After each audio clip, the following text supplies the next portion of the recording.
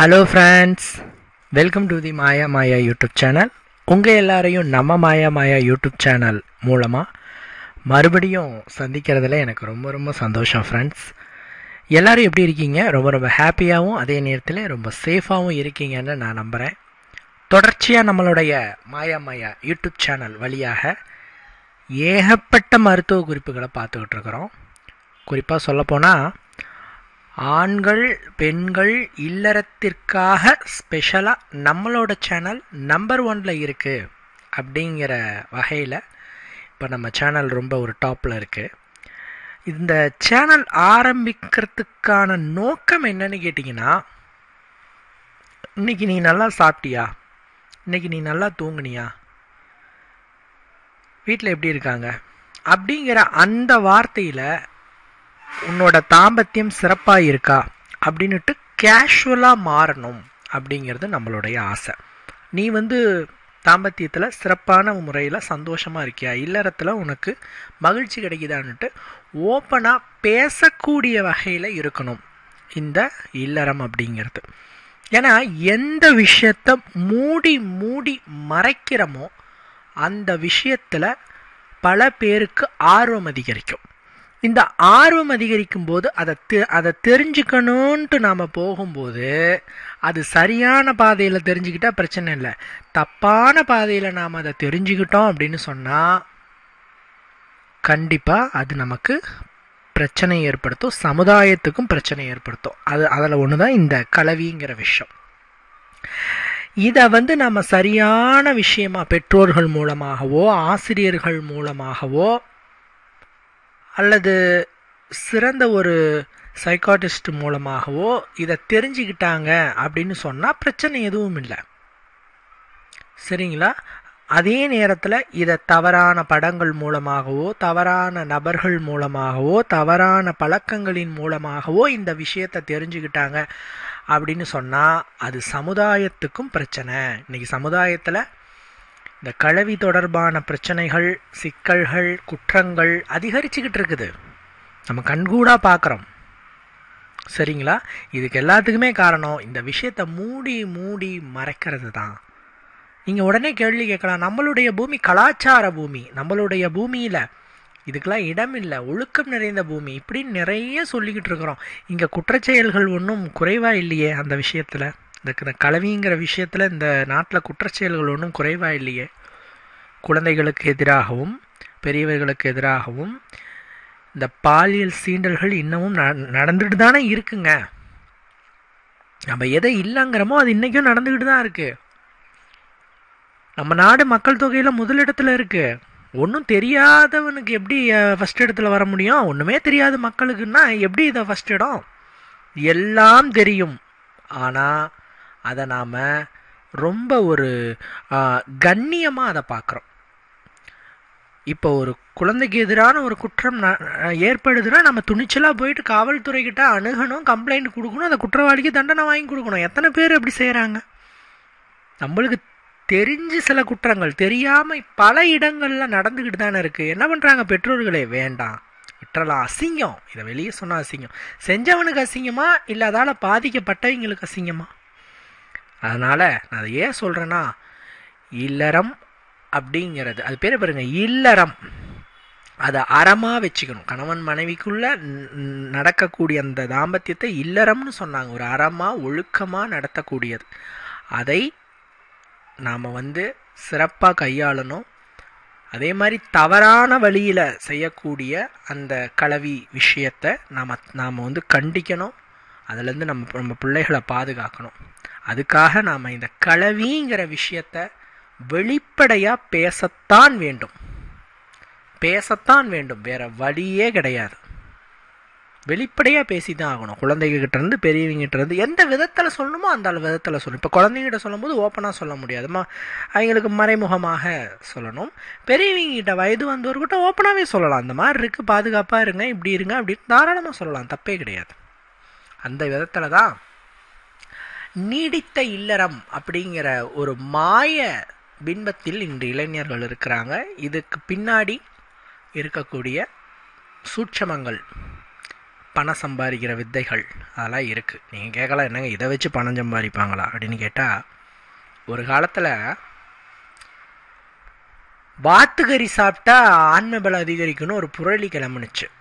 இது எத்தனை பேர்த்துக்கு தெரியும்னு எனக்கு தெரியல, பட் ஆனால் இது ஒரு புரளி கிளம்புனுச்சு. வாத்துக்கறி சாப்பிட்டா ஆன்ம பெருகும் அப்படின்ட்டு. பல பேர் என்ன பண்ணாங்கன்னு கேட்டாங்கன்னா, வாத்துக்கறி வாங்கி வாங்கி சாப்பிட ஆரம்பிச்சிட்டாங்க. இதனால் என்ன ஆச்சுன்னா, வாத்துக்கறி விலை ஏறி போச்சு, ரேட் ஏறி போச்சு. ஆனால் யாருக்குமே ரிசல்ட் இல்லை, அந்த சக்தி வரல, அந்த ஆண் பலம் வந்து கிடைக்கல. அப்புறம் அதை ஃபேக்குன்னு புரிஞ்சுக்கிட்டாங்க, பொய்யின்ட்டு. இன்றைக்கி வாத்துக்கறி எங்கே இருக்குன்னே தெரில. வாத்துக்கறி சாப்பிட்ணுன்னா ஏதாவது ஒரு இடத்துல தான் போய் தேடி பிடிச்சி சாப்பிட்ணும். அது மாதிரி நம்ம ஆட்கள் வந்து இதை ஒரு மறைமுகமாக இதை வந்து நினச்சாலும், ஆண்மை அதிகரிப்பு அப்படின்னு சொன்னாவே உடனே அதுக்கான செலவுகளும் செய்ய தயாராக இருக்கிறாங்க, அதுக்கான மருத்துவத்தையும் செய்ய தயாராகிறாங்க, என்ன வேணாலும் வாங்கி சாப்பிட தயாராகிறாங்க. எந்த லேகியத்தை கிண்டி கொடுத்தாலும் அதுக்குள்ளே என்ன இருக்குது, என்ன விதமான விஷயங்கள் கலந்துருக்கு, இதை சாப்பிட்டா நம்ம உடம்புக்கு ஒத்துக்குமா அப்படிலாம் கிடையாது. அதிகரிக்குமா கொடுங்க அப்படின்ட்டு சாப்பிட்றது. ஏதோ ஒரு படத்தில் கவுண்டமணி இந்த லேகியத்தை சாப்பிடுங்க நரை துறை மூப்பு மாறும் விடியறதுக்குள்ளே உங்களுக்கு வந்து எல்லாமே பழைய இளமை வந்துருன்னு சொல்லிட்டு டப்பாவோட சாப்பிட்டுட்டு அவஸ்தைப்படுவார். அந்த மாதிரி தான் இன்றைக்கி போயிட்டுருக்கு.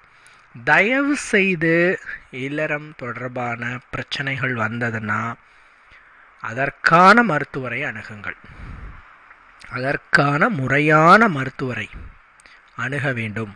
இந்த லேகியம் கிண்டி தரேன், இதை பண்ணித்தரேன், இதை அதை பண்ணித்தரேன்னு ஏதோ ஒரு இடத்துல போயிட்டு கண்டதையும் வாங்கி சாப்பிட்டுட்டு கவலைப்படாதீங்க. ஒரு காலத்தில் ஏன் நான் இதை சொல்கிறேன்னா, வன்மையாக கண்டிக்கிறேன் அப்படின்னா, ஒரு காலத்தில் சுயமாக இன்பத்தை வைத்து கொண்டால் ஆண்கள் அது மிகப்பெரிய குற்றமாக சொன்னாங்க. இது எத்தனை பேருக்கு தெரியும்னு தெரில. இன்றைக்கி இருக்கிற 2K கிட்ஸுக்கு இதை பற்றின இது என்னங்க இது நார்மல் அப்படின்ட்டு போயிடுவாங்க. பட்டு இந்த 90s கிட்ஸ் 80s கிட்ஸ் இவங்களுக்கெல்லாம் தெரியும்.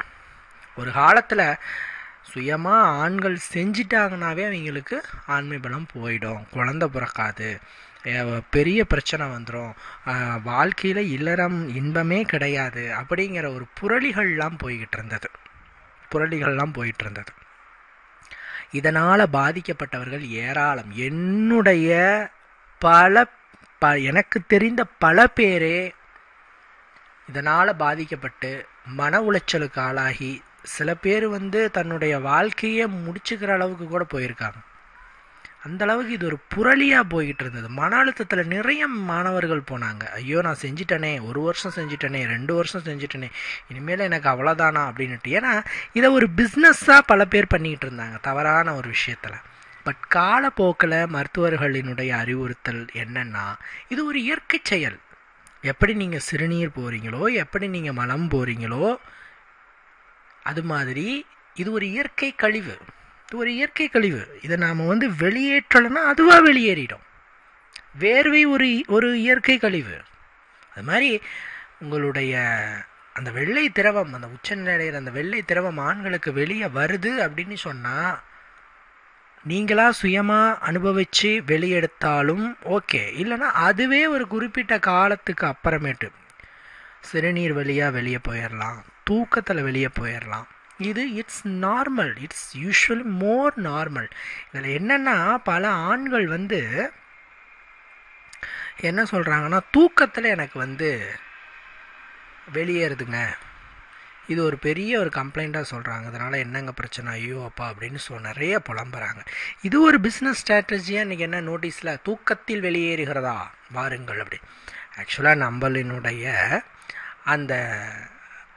அந்த வெள்ளை திரவம் உற்பத்தியாகிற அந்த பை எப்படி வடிவமைக்கப்பட்டனா, ஒரு டேங்க் மாதிரி. அந்த டேங்க்கில் தண்ணி ரம்பின மாதிரி தான் இந்த வெள்ளத்திரவமும் ரம்பும். இந்த வெள்ளத்திரவம் வந்து ஒரு குறிப்பிட்ட ஸ்டேஜுக்கு போகும்போது நாம் வெளியேற்றலை அப்படின்னு சொன்னால் அதுவே கசிந்து வெளியேறிவிடும். ஸோ நீங்களாக வெளியேற்றலைன்னா அதுவாக வெளியேறிடும். ஸோ இதை நினச்சி பயப்பட தேவையில்லை. சுயமாக இன்பம் காண்பதும் தவறு இல்லை, அதுவாக வெளியே போனாலும் அதை நினைத்தும் நீங்கள் பயப்பட தேவை. இந்த 2 விஷயத்துக்காகவும் இன்றைக்கி ஆண்கள் ரொம்ப பயப்படுறாங்க. 3வது விஷயம் என்னென்னு கேட்டிங்கன்னா, அவங்களுடைய உறுப்பு ரொம்ப சிறிதாக இருக்கிறதுங்கிற வருத்தத்தில் நிறைய ஆண்கள் இருக்காங்க. சிறுத்த உறுப்புங்கிறாங்க. பேரே சிறுத்த உறுப்பு. என்னங்க சின்னதாக இருக்குங்க என்னோடய உறுப்பு பார்த்தா அப்படிமா. ஆக்சுவலாக உறுப்பு இவ்வளவு அளவில் தான் இருக்கணும், இவ்வளோ அளவில் இருந்தால் தான் துணையோடு இருக்க முடியும், சந்தோஷமான இல்லறத்தில் ஈடுபட முடியும் அப்படிங்கிற எந்த விதமான தியரியும் கிடையாது, எந்த விதமான ப்ரூஃபும் கிடையாது.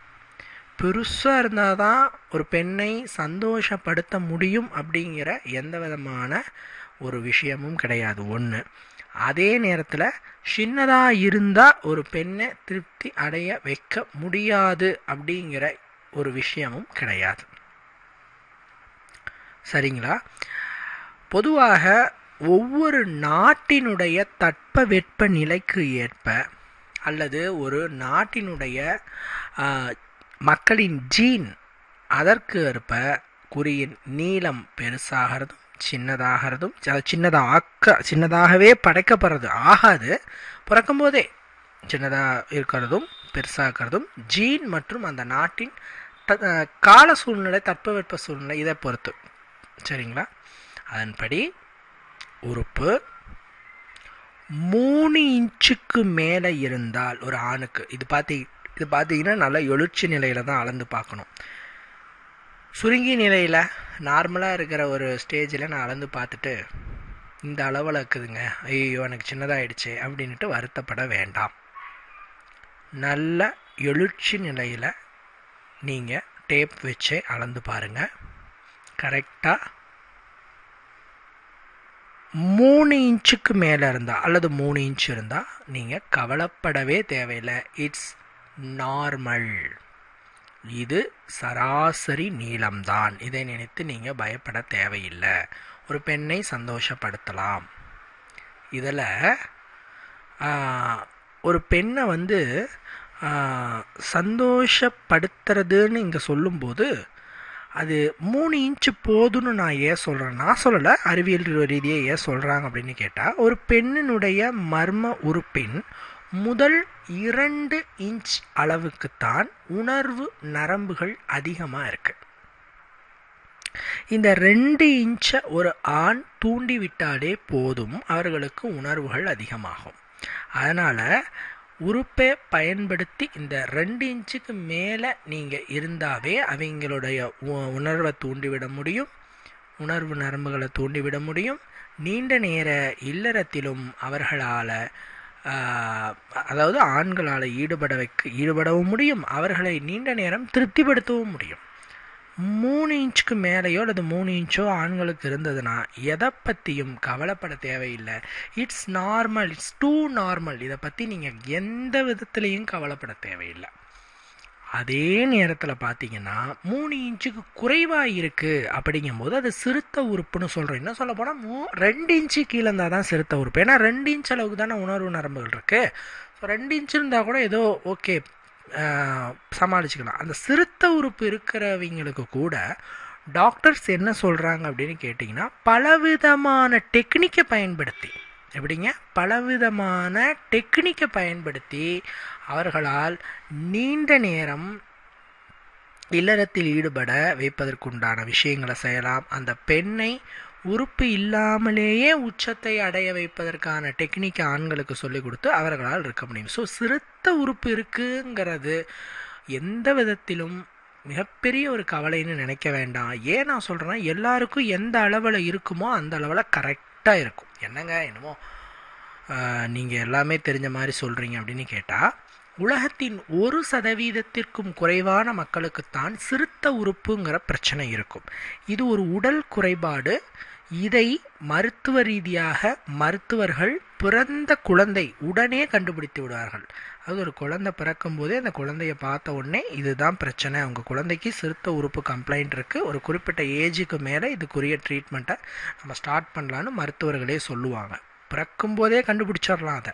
ஸோ ஒரு குறிப்பிட்ட ஏஜுக்கு மேலே அது பார்த்திங்கன்னா சின்னதாகுது அப்படிங்கிற கம்ப்ளைண்ட்டோ அல்லது சின்னதாக போயிடுச்சுங்கிற கம்ப்ளைண்ட்டோ மோஸ்ட்லி யாருக்கும் இருக்காது. ஏன்னா இது ஒரு உளவியல் ரீதியான பிரச்சனை, ஆண்கள் அனைவருக்கும் இருக்கிற உளவியல் ரீதியான பிரச்சனை.